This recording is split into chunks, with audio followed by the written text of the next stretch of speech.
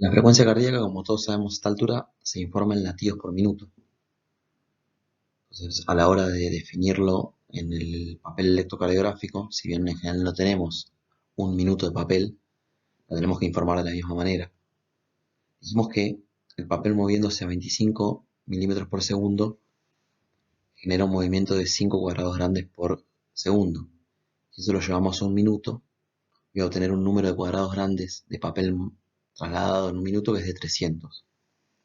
A partir de ese número 300, que es la cantidad de cuadrados grandes que se mueven en un minuto, es la forma más práctica y recomendable de calcular la frecuencia cardíaca. ¿Qué es lo que tengo que hacer?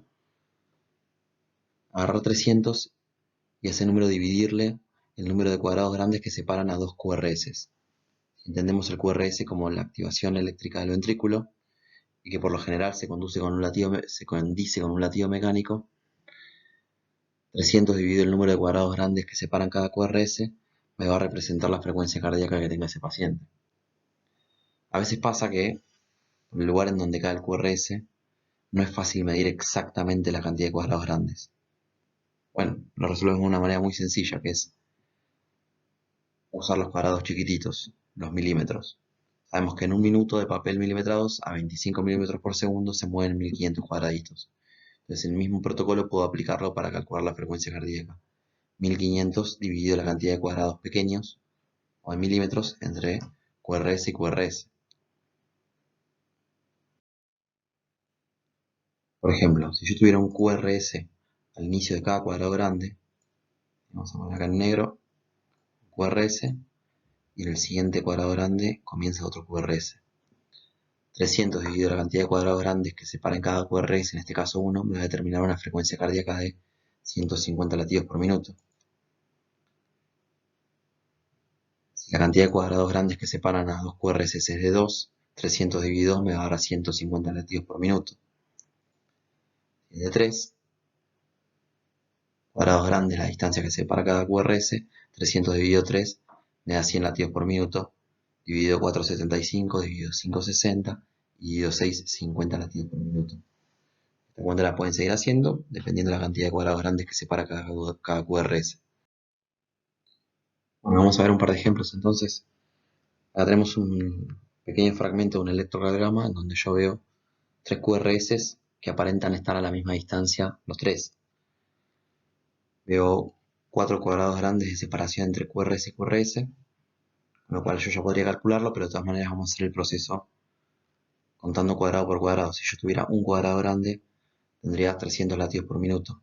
Si tuviera 2, 150. Si tuviera 3, 100. Y en este caso lo que tenemos es 4 cuadrados grandes, que es la frecuencia cardíaca que tiene este paciente de 75 latidos por minuto. Si tuviera un cuadradograma serían 60, 50, 40, etc. Hay otra técnica, no es la única, la de los cuadrados grandes, que también es útil, que es analizar una tira de 6 segundos. ¿Por qué 6 segundos? Porque 6 segundos lo multiplico por 10 y puedo extrapolar fácilmente la frecuencia cardíaca agregándole un 0 al número que yo calculo. Analizo, en este caso, 6 segundos de tira, que es el tiempo que va desde esta línea amarilla hasta esta última, y voy a observar que tengo 7 QRS en 6 segundos. Multiplicándolo por 10 me da 70 latidos por minuto. Esta técnica de los 6 segundos es extremadamente útil cuando yo no tengo un ritmo regular. ¿Qué significa esto? Cuando la distancia entre QRS y QRS varía mucho en una misma tira, en un mismo paciente.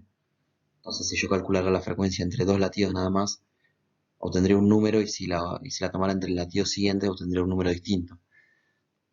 Es muy común en una arritmia extremadamente prevalente en los ancianos que se llama fibrilación auricular. Entonces, en esos casos, lo más fácil es, de nuevo, tomar 6 segundos de tira, que es el tiempo que va entre estas dos líneas, y contar los QRS, en este caso son 8. Multiplicado por 10 me da una frecuencia cardíaca de 80 latidos por minuto. Cuando hablamos del eje eléctrico, básicamente nos estamos preguntando la posición del vector principal de despolarización ventricular. Y para entenderlo del todo, tenemos que repasar algo que nombramos al principio, pero que no habíamos ahondado en profundidad. Tienen que ver con la secuencia de activación ventricular. Habíamos dicho que la activación auricular de las dos aurículas está representada por un único vector que se va hacia abajo y a la izquierda en el plano frontal, que está representado en el electrocardiograma por la onda P. La activación ventricular es un poco más compleja y tiene una secuencia de activación específica que se debería dar en toda persona sana. Una vez que el estímulo eléctrico atraviesa las aurículas y llega al nodo B, entra en el haz de His y penetra en el septum interventricular. Con lo cual el septum va a ser la primera estructura de la masa muscular ventricular en ser activada eléctricamente. Eso me va a determinar el primer vector de despolarización ventricular, que es el del septum. Por la posición del septum, o por la posición anatómica del corazón y el septum puntualmente, va a ser un vector que va a mirar hacia la derecha y hacia adelante. Es un vector por lo general de pequeña magnitud en comparación con el que sigue, y dependiendo la derivación que esté observando este fenómeno lo va a ver de diferentes maneras. Como dato de relevancia, la derivación B1, que está en el eje parasternal derecho, es una derivación que mira este vector de frente, por decirlo de alguna manera, y lo ve de manera positiva.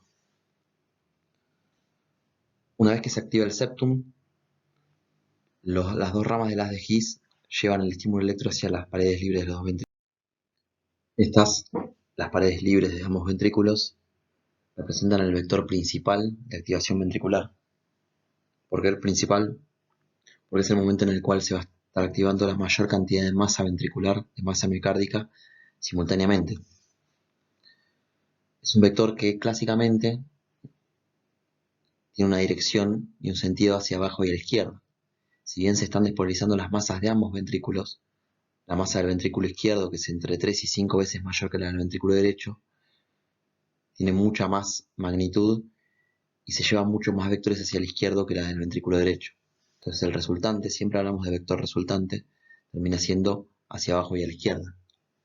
De cualquier manera, en este caso, cualquier derivación, ya sea que esté a la derecha o a la izquierda, va a representar generalmente este vector como el de mayor magnitud, justamente porque se trata de mucha masa ventricular de manera simultánea.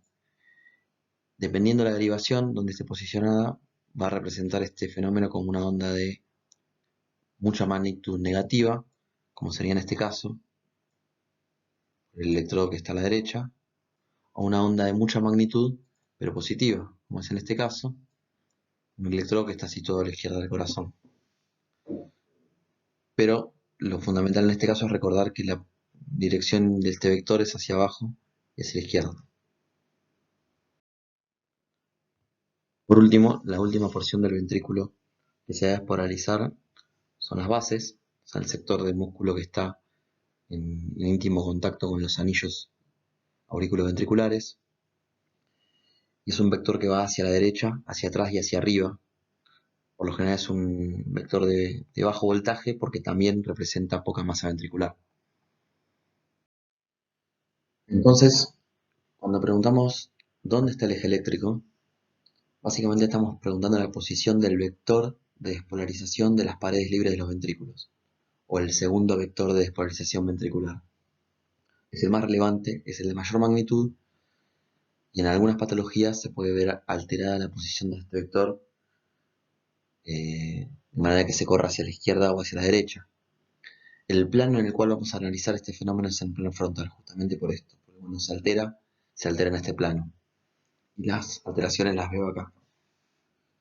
Y es por eso que también tenemos que amigarnos con esta imagen, con el diagrama exaxial, que está representando el plano frontal. Imagínense que detrás de este círculo está el pecho de paciente en posición anatómica.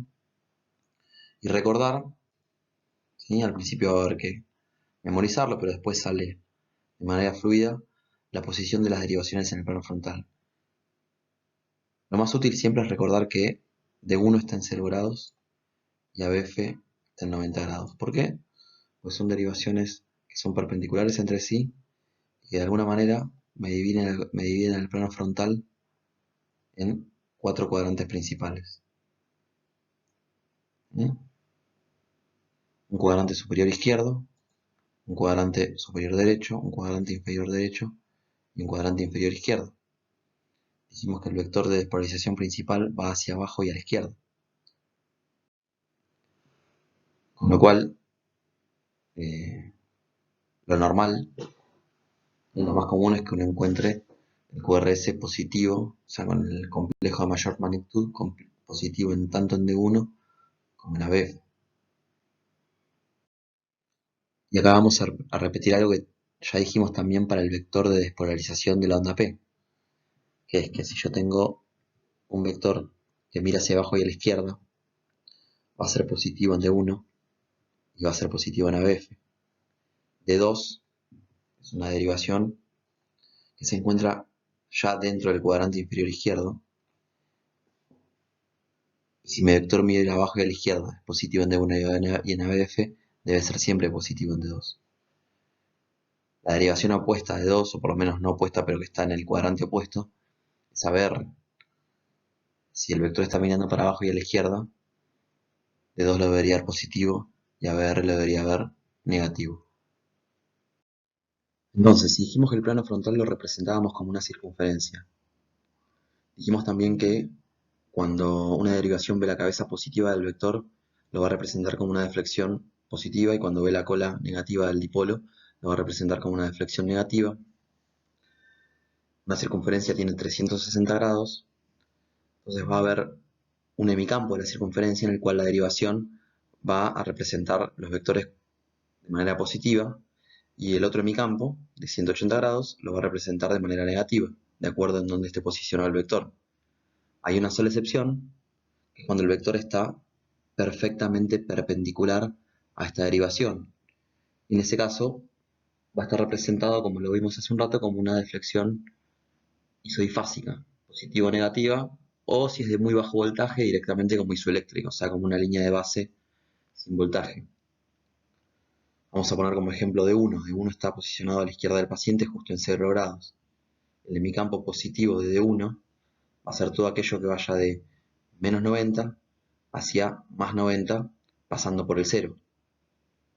Si yo veo una deflexión positiva en D1, significa que el vector tiene que estar mirando para la izquierda en algún lugar de estos 90 grados. Pero para ubicar con más precisión el eje cardíaco, yo necesito mirar más derivaciones. Y como ya les he comentado, ABF es otra derivación importante justamente porque está perpendicular. ABF me divide lo positivo de lo que va de 0 a 180 y lo negativo lo que va de 0 a menos 180. Si yo tengo D1 y ABF positivos, hay un solo lugar, un solo cuadrante en donde esto puede ser así, que es entre 0 y 90 grados, que es la zona que queda más sombreada. Entonces, solamente mirando D1 y ABF yo ya puedo ubicar al vector de despolarización. En este caso estamos analizando el eje eléctrico, que sería el segundo vector cardíaco, en uno de los 4 cuadrantes del plano frontal. Pero vamos a trabajar para ver si le podemos afinar un poco la localización, podemos acercarlo un poquito más a qué parte de este cuadrante se encuentra el vector. Y para eso vamos a mirar derivaciones que estén por fuera del plano frontal, que me van a poder determinar en qué parte del cuadrante inferior izquierdo se encuentra el vector. En este caso, las derivaciones que están inmediatamente por el cuadrante inferior izquierdo, que están inmediatamente por afuera del cuadrante inferior izquierdo, son ABL y D3. D3 define el hemicampo positivo como todo aquello que va de 30 a menos 150 grados. O sea que si en D3 es negativo y en D1 y ABF era positivo, significa que está entre 0 y 30 grados. Por el contrario, ABL define su campo positivo a todo aquello que vaya entre menos 120 y más 60 grados. Si ven bien, hay una zona que es la que va entre 0 y 30 grados, entre 30 y 60 grados, que va a quedar sombreada tanto por D3 como por ABL. Es el único lugar del cuadrante inferior izquierdo en que ABL y D3 van a dibujar una deflexión positiva. Este era el caso del eje cardíaco del electro que les mostré recién.